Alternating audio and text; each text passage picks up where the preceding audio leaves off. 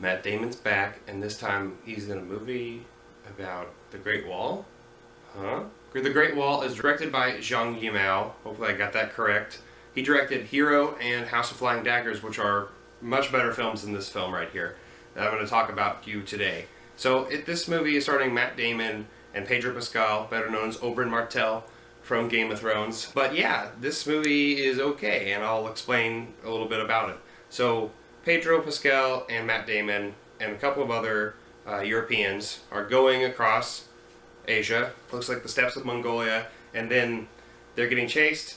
They get attacked by a mysterious creature. They capture its arm. They get caught at the Great Wall, and they're like, oh my goodness, whoa, there's a lot of people here, and they're going to kill us. And so they get captured. Pretty much what happens is Matt Damon kind of becomes one of them. What happens is the Great Wall is a barrier to these creatures that have been attacking the Great Wall that happens every 60 years because of an emperor's greed from the past. They're getting attacked by the wall, and so these creatures, and so Matt Damon decides to fight with them, and then the story just continues on from there. So I'm going to talk about some of the pros about this movie that I really enjoyed, and then after that I'm going to talk about the cons, and then I'm going to talk a little bit about the concept of whitewashing, which is what a lot of people have a problem with in this film. So some of the pros are the choreography and the colors in this movie. The practical colors are just freaking gorgeous. And that is the best part about this movie, is it's the colors. Each unit in the army has a different corresponding color, and they're just gorgeous. It looks beautiful on screen, and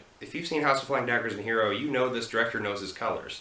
And so that's what I really enjoyed about this film. Also at the very end, there's a scene where there's in this tower, and just all around is this stained glass, just beautiful rainbow looking colors, and so I just really enjoyed that aspect of the film, and that's probably the only thing about this film that I really enjoyed, on top of the choreography of the Chinese actors who just killed it in this movie.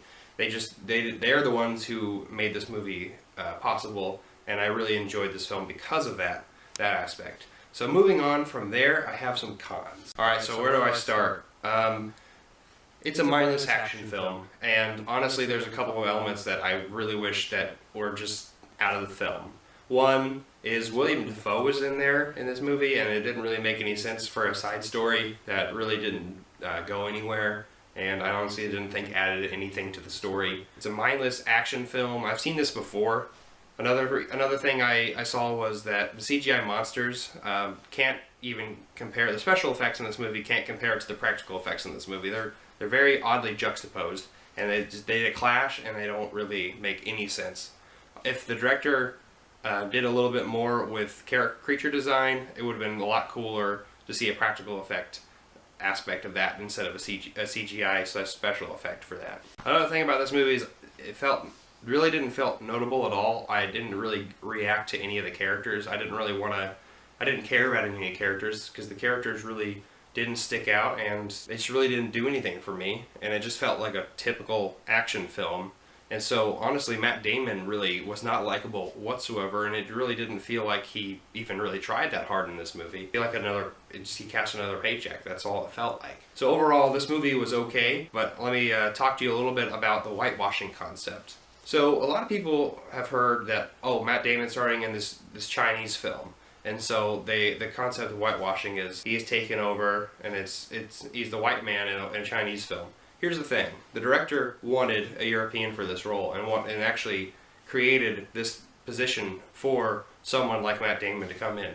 And what happened is Matt Damon came in as an American to draw an American audience here, and so that's perfect. But yeah, I don't understand the controversy with some people.